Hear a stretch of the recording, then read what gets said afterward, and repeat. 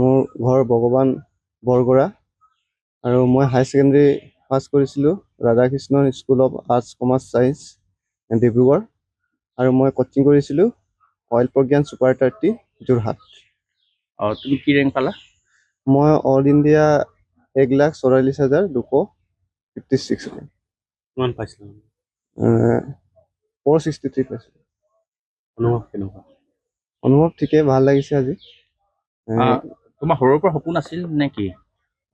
সৰুৰ পৰা সপোন আছিলে, ক্লাছ 9-10ৰ পৰা সপোন আছিলে মানে এজন ভাল চিকিৎসক হোৱা।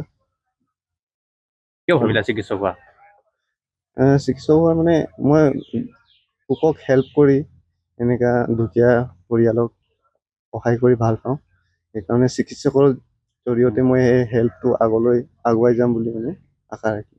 কিমান সময় পঢ়া শুনা কৰিছিলা? পঢ়া শুনাটো এনেকুৱা টাইম টেবুল আছিলে, কিন্তু মই ৰাতিপুৱা সময়ত বেছিকৈ পঢ়িছিলোঁ। ৰাতি সোনকালে শুই গৈছিলোঁ 11-12টামান বজাত। তাৰপিছত ৰাতিপুৱা 5টাৰ পৰা ষ্টাৰ্ট কৰিছিলোঁ পঢ়া। এনেকুৱা সদায় পঢ়িছিলোঁ। কিন্তু মা দেউতা কি কৰে? মা দেউতা খেতিয়ক হয়। দেউতা মিস্ত্ৰী কাম কৰে আৰু মা ঘৰতে আৰু। কেনেকৈ সহায় কৰিছিলে? ক্ষেত্ৰত কেনেকুৱা সহায় কৰিছিলে? যথেষ্ট সহায় কৰিছিলে, যিমান পাৰিছিলে সহায় কৰিছিলে আৰু এনেকুৱা মানে কোনো অভাৱ অনুভৱ কৰিব দিয়া নাছিলে। এনেকৈ চেষ্টা কৰিছিলে, যিমান পাৰে সহায় কৰিছিলে। সেইটো এটা সফলতা লাভ কৰিছা। তোমাৰ ঘৰ যথেষ্ট ভিতৰত, তুমি কাক থেংকছ দিবা প্ৰথমতে? মই প্ৰথমতে মা দেউতাক থেংকছ দিম।